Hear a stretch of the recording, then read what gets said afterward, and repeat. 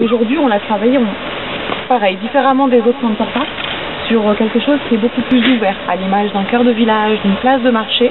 L'idée, c'était de pouvoir, alors on voit pas bien, d'arriver à la fois par le sud ici et beaucoup par l'ouest, de rentrer tout de suite sur un cœur de vie ici, qui sera constitué de corolles qui se juxtaposent, les unes aux autres, à l'image d'un sous-bois, comme si on avait reproduit, on s'est plus ou moins inspiré des palombières qui s'insèrent ici d'un point de vue horizontal dans la verticalité des pins.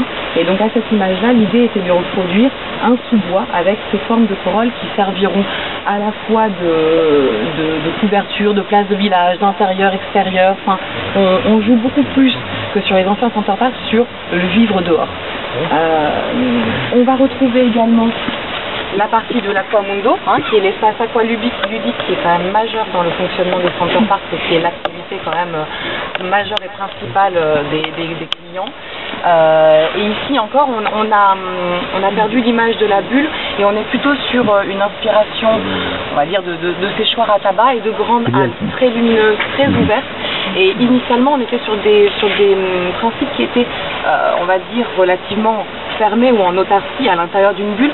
Là, on s'ouvre sur l'extérieur. On joue encore sur des plages, on ne les voit pas cette image, mais sur des grandes plages extérieures et un intérieur qui s'ouvre de manière très très généreuse.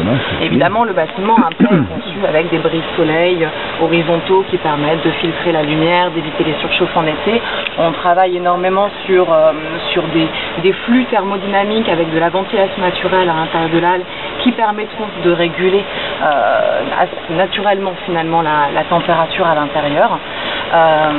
Et sur ce projet, du coup, on a rabattu l'ensemble de tout ce qui va être back-office administratif, personnel, sur l'arrière, avec une cour de service qui sera isolée sur l'arrière du bâtiment, sur la façade nord, et qui permettra rapidement à Center Parcs d'accéder ici par derrière et de desservir l'ensemble du centre-village qui s'ouvre pleinement, ici vous le voyez, sur l'étang du Papetier et sur le sud.